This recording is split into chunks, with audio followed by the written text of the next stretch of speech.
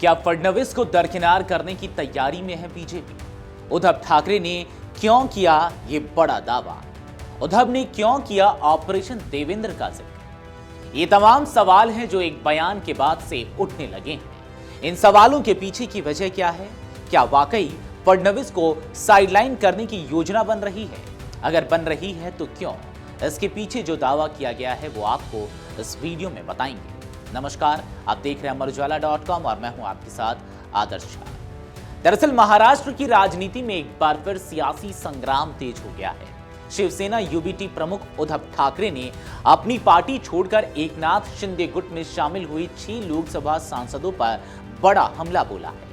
परभणी की रैली में उद्धव ने इन सांसदों को तत्काल अयोग्य घोषित करने की मांग की। इतना ही नहीं, उन्होंने भाजपा पर मुख्यमंत्री देवेंद्र फडणवीस को कमजोर करने की साजिश रचने का आरोप लगाते हुए इसे ऑपरेशन देवेंद्र का नाम दिया। राम मंदिर के चढ़ावे के कथित विवाद को लेकर भी उन्होंने भाजपा पर तीखा तंज कसा है। दरअसल परभणी में आयोजित जनसभा को संबोधित करते हुए उद्धव ठाकरे ने कहा कि शिवसेना यूबीटी छोड़कर एकनाथ शिंदे के नेतृत्व वाली शिवसेना में शामिल हुए 6 सांसदों का दल बदल सिर्फ राजनीतिक विद्रोह नहीं बल्कि एक सुनियोजित साजिश है।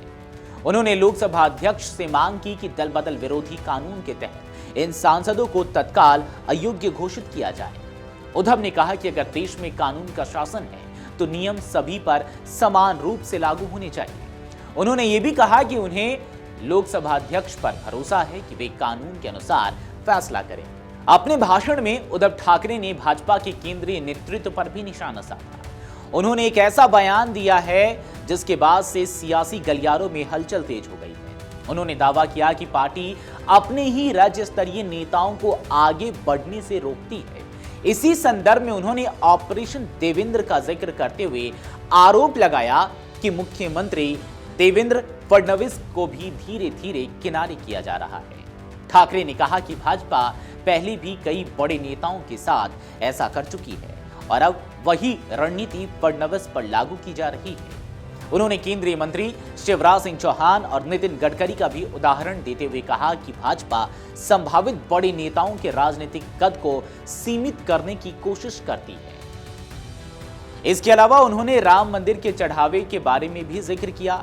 राम मंदिर के चढ़ावे में कथित अनियमितताओं के मुद्दे पर भी उद्धव ठाकरे ने भाजपा पर तीखा हमला बोला।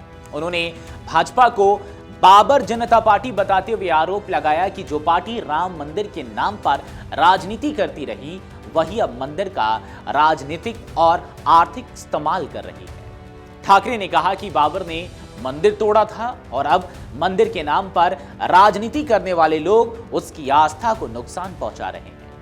उनके इस बयान ने महाराष्ट्र की राजनीति में नया विवाद खड़ा कर दिया है। उद्धव ठाकरे ने उप मुख्यमंत्री एकनाथ शिंदे और उनके साथ गए सांसदों पर भी गंभीर आरोप लगाए।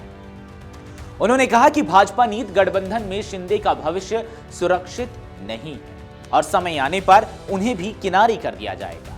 ठाकरे ने बागी सांसदों की संपत्ति और निजी विमानों में उनकी यात्राओं पर सवाल उठाते हुए कहा कि जनता को यह जानने का अधिकार है कि इतनी संपत्ति कहां से आई। उन्होंने आरोप लगाया कि जब किसान संकट में थे तब ये सांसद जनता के बीच नहीं दिखाई दी।